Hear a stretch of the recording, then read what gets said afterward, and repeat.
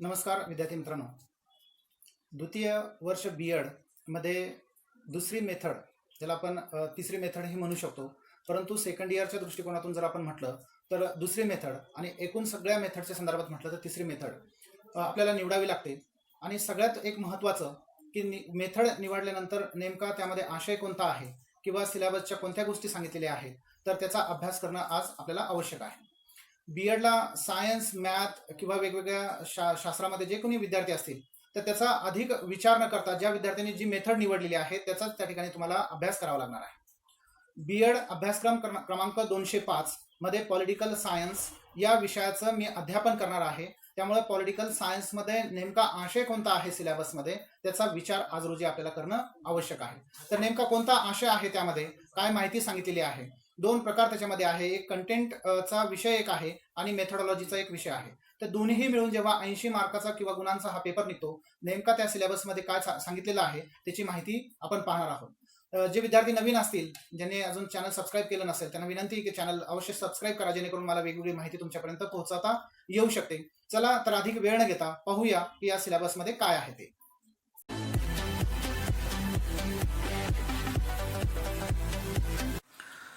नमस्कार विद्यार्थी मित्रांनो, आज आपण B.Ed 06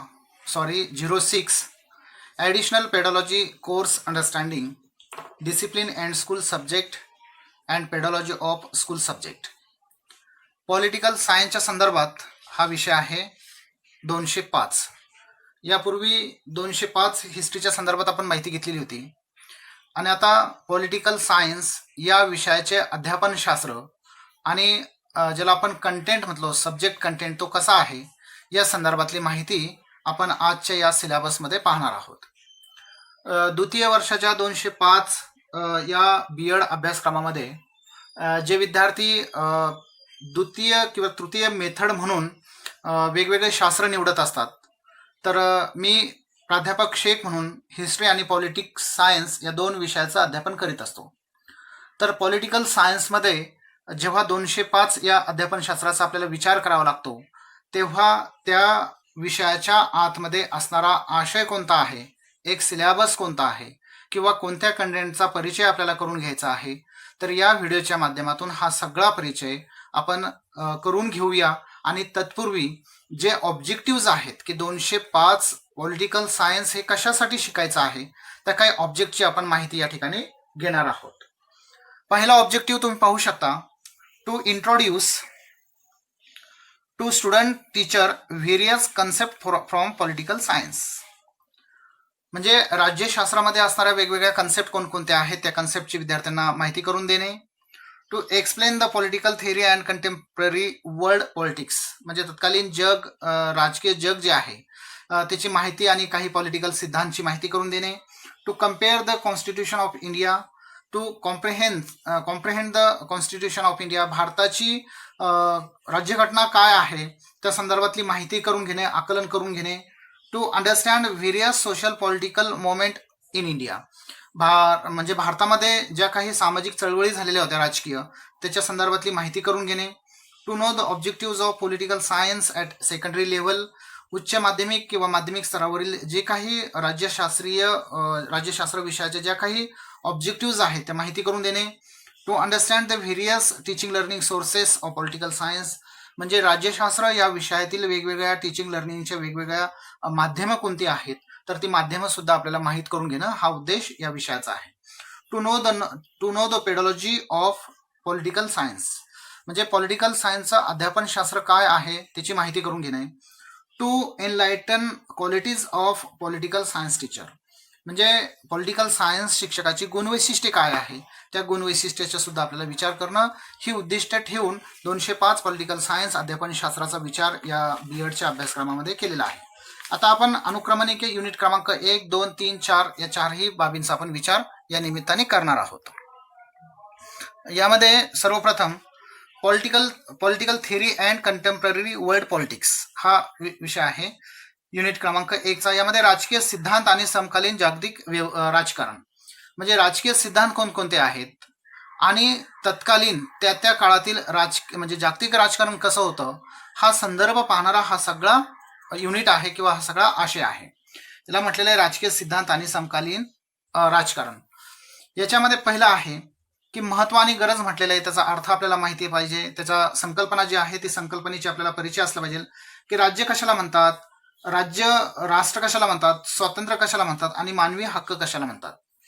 या सगळ्या संकल्पनेला घेऊन म्हणजे जागतिक स्तरावर अनेक बदल घडलेले आहेत, अनेक क्रांत्या झालेल्या आहेत. तर ह्या नेमक्या गोष्टी कोणत्या आहेत, ही गोष्ट कोणती आहेत, संकल्पना कोणती आहे, त्याचे महत्व काय आहे, त्याचं गरज काय, या अनुषंगाने आपल्याला यामध्ये अभ्यास करायचा आहे. युनिट क्रमांक 1-2 मध्ये दिलेला आहे समकालीन जागतिक राजकारण, बदलते जग, द्विध्रुवीकरणाचा अस्त, एक ध्रुवीकरण पद्धतीचा उदय, बहुध्रुवी प्रणाली, संकल्पना, स्वरूप व उदय, म्हणजे गरज. आता हे सगळं संकल्पना आहेत ज्या विस्ताराने आपल्याला चर्चा करावी लागेल, शिकवावी लागेल. मात्र समकालीन जागतिक राजकारण, बदलते जग म्हणजे 2 ध्रुव म्हणजे 2 बाजूनी असणारी गोष्ट, एक बाजूनी असणारी गोष्ट आणि वेगवेगळ्या बाजूनी असणारी गोष्ट, म्हणजे ती कदाचित राजकारणाच्या संदर्भात असेल किंवा राज्याच्या संदर्भात असेल.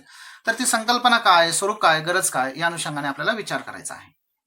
तिसरा आहे आंतरराष्ट्रीय संघटना, गरज, आंतरराष्ट्रीय संघटना व प्रादेशिक संघटना, स्तरावरील स्वरूप, रचना आणि कार्य. म्हणजे त्या काळामध्ये आंतरराष्ट्रीय संघटना कोणकोणत्या होत्या आणि त्याची रचना कशी आहे, त्याची गरज काय, या अनुषंगाने सुद्धा आपल्याला विचार करायचा आहे. जागतिक संरक्षण, अर्थ व महत्व, जागतिक सुरक्षेला बाधा पोहोचणारे घटक, धोके, दहशतवाद, मानवी हक्काचे उल्लंघन, जागतिक गरिबी, दारिद्र्य आणि शस्त्रास्त्र स्पर्धा. जागतिक संरक्षणासाठी म्हणजे हे सगळा संदर्भ हा पहिलं महायुद्ध, दुसरं महायुद्ध याच्या संदर्भात आहे. अर्थ, महत्व, जागतिक सुरक्षेला धोके आणणारे घटक कोणते आहेत, जसं आतंकवाद आहे, निरक्षरता आहे, एक दुसऱ्या दृष्टीने आपण विचार केला तर जातीयता आहे, अंधश्रद्धा आहे, अशा अनेक गोष्टी आहेत की ज्याचा आपल्याला या अनुषंगाने विचार करणार आहोत. दहशतवाद म्हणजे काय, मानवी हक्काचे उल्लंघन म्हणजे काय, जागतिक गरिबी आणि दारिद्र्य आणि जे काही आर्म रेस आहे जागतिक स्तरावर, तर त्याचा सुद्धा आपल्याला या घटकामध्ये आपल्याला विचार करणं क्रमप्राप्त आहे. इथे काही संकल्पना जरी समजल्या नाही तर त्या अभ्यासाचा विषय आहे, कारण ती संकल्पना चर्चेतून आणि केवळ अध्यापनातून क्लिअर होऊ शकते इतकी मर्यादा आहे. मात्र आता सध्या अभ्यासक्रम कोणता आहे याचा विचार या अनुषंगाने आपल्याला महत्वाचा आहे. युनिट क्रमांक 2 आहे जो शालेय कंटेंटशी संबंधित आहे आणि पहिला युनिट जो होता तो जर तुम्ही पाहिला असेल तर तो सुद्धा शाळेच्या कंटेंटशी संबंधित आहे, म्हणजे पुस्तकांशी संबंधित आहे. युनिट क्रमांक 2 सुद्धा शाळेच्या कंटेंटशी संबंधित आहे. यामध्ये भारतीय राज्यघटना, पॉलिटिक्स इन इंडिया म्हणजे भारतीय राज्यघटना व भारतातील राजकारण हा मुद्दा त्या ठिकाणी महत्वाचा आहे. यामध्ये भारतीय राज्यघटना, वैशिष्ट्ये, मूलभूत हक्क, मार्गदर्शक तत्वे, मूलभूत कर्तव्ये या अनुषंगाने आपल्याला विचार करायचा आहे. तुम्हाला सगळ्यांना माहिती आहे की भारतीय राज्यघटनामध्ये ह्या गोष्टी ज्या आहेत त्या प्रामुख्याने आणि प्राधान्याने मांडलेल्या आहेत. तर भारतीय राज्यघटनेच्या संदर्भात त्याची वैशिष्ट्य काय आहे, त्यामध्ये ज्या मूलभूत हक्काने मार्गदर्शक तत्वे दिलेली आहेत तर ती कोणती आहेत, मूलभूत कर्तव्ये कोणती आहेत, या अनुषंगाने सुद्धा आपल्याला विचार करायचा आहे. कायदे मंडळ आहे, कायदे मंडळामध्ये संसद आहे, लोकशाही आणि राज्यसभा आहे, राज्यामध्ये विधानसभा आहे आणि विधान परिषद आहे.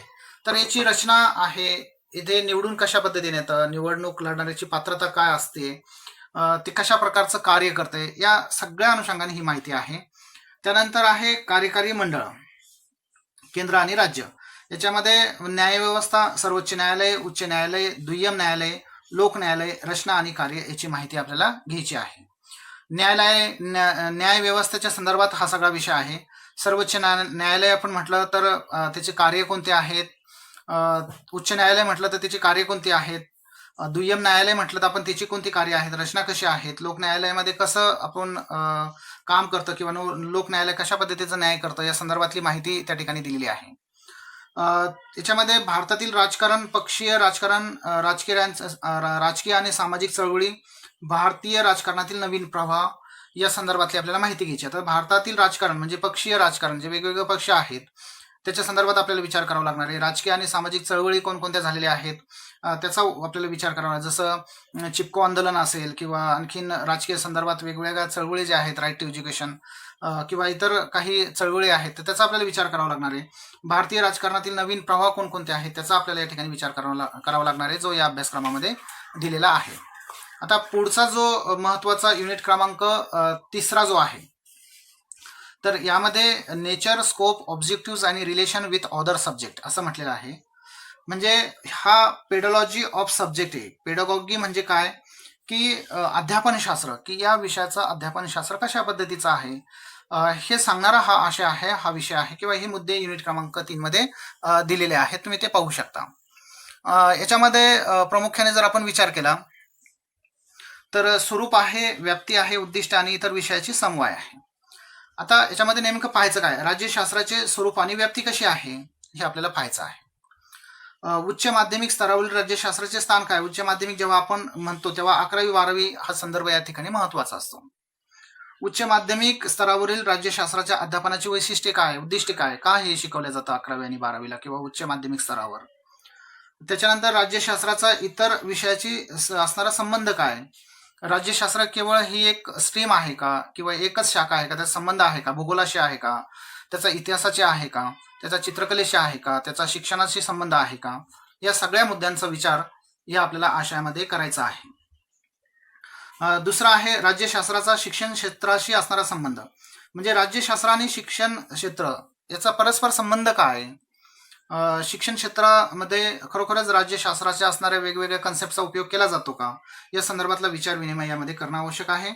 दुसरा आहे राज्यशास्त्र विषय शिक्षकाची गुणवैशिष्ट्ये काय असली पाहिजे, हा सांगणारा हा एक मुद्दा आहे.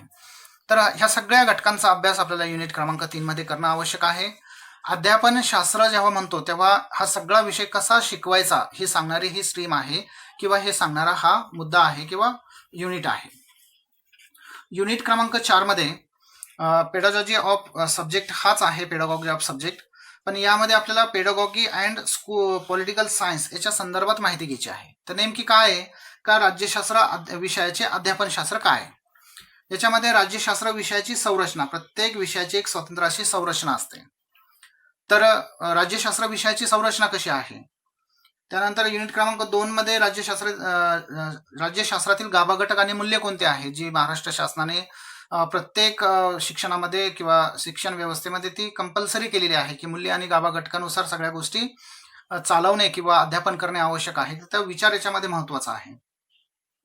एखाद्या राज्यशास्त्राचा विषयाचा आतमधील एखाद्या घटकाचा तर आशय विश्लेषण कशा पद्धतीने केले जातो, तर तोही मुद्दा या ठिकाणी महत्वाचा आहे. आशय विश्लेषणामध्ये खूप मुद्दे आहेत आणि खूप मुद्द्यांचाही आपल्याला विचार करावा लागणार आहे. त्यासाठी संदर्भ पुस्तके, त्यासाठी जी काही मेथोडॉलॉजीची किंवा अध्यापनशास्त्राची जी पुस्तकं आहेत तर ती पुस्तकातला संदर्भ लक्षात घेऊन आपल्याला वाचावं लागणार आहे. अन्यथा आपल्याला काही गोष्टी त्याच्यामधले अनभिज्ञ राहू शकतात, आपल्याला समजू शकत नाही. ज्या विद्यार्थ्यांनी पॉलिटिकल सायन्स हा मेथड निवडलेले आहेत त्यांना ह्या सगळ्या गोष्टींचा विचार करणं महत्वाचं आहे. दुसरा आहे राज्यशास्त्राच्या अध्यापन पद्धती. आता राज्यशास्त्र शिकवायचं जर म्हटलं तर त्याच्या अध्यापनशास्त्रीय पद्धती कोणकोणत्या आहेत. त्याच्यामध्ये व्याख्यान पद्धती आहेत, चर्चा पद्धती आहेत, सेमिनार आहेत, ग्रंथालय पद्धती आहेत. तर या पद्धतीची संकल्पना, अर्थ, याचे फायदे, याचे तोटे सगळे आपल्याला माहीत होणं आवश्यक आहे.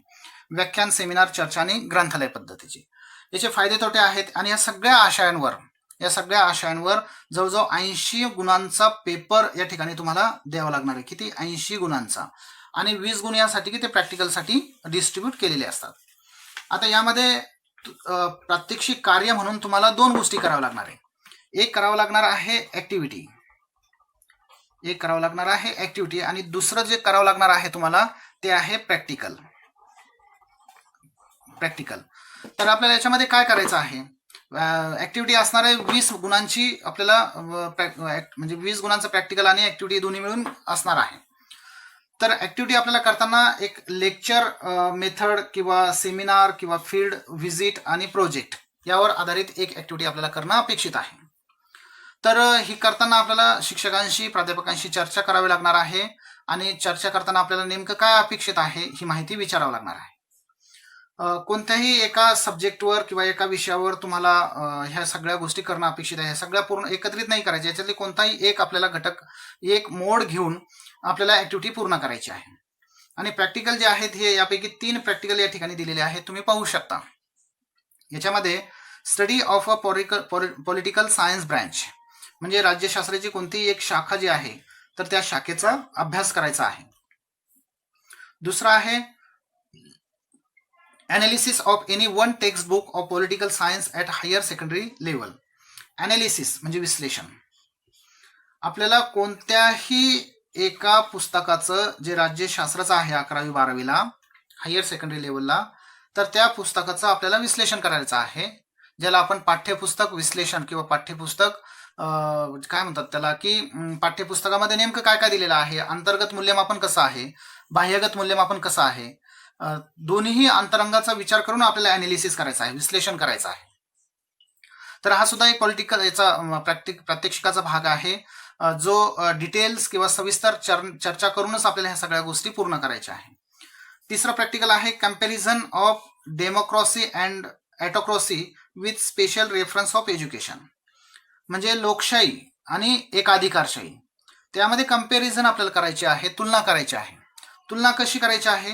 स्पेशल रेफरन्स टू एज्युकेशन म्हणजे शिक्षणाला ग्राह्य धरून किंवा शिक्षण हा मुद्दा प्रथम धरून आपल्याला ती जी काही तुलना आहे ती त्या ठिकाणी करणं अपेक्षित आहे. तर हा सगळा सिलेबस आपल्याला 205 मध्ये दिलेला आहे. आता यामध्ये युनिट क्रमांक 1 आणि 2 साठी काही पुस्तके दिलेली आहेत महाराष्ट्र शासनाच्या बोर्डची, जे 11वी-12वी साठी आपल्याला दिलेले आहे. तर त्याचा अभ्यास आपल्याला करणं अपेक्षित आहे. जो आशय दिलेला आहे तो आशय 11वी आणि 12वीच्या पॉलिटिकल सायन्सच्या पुस्तकामध्ये कुठे कुठे आहेत, कसा कसा दिलेला आहे, तर ती मुद्दे शोधून, तो घटक शोधून आपल्याला त्याचा अभ्यास करणं अपेक्षित आहे.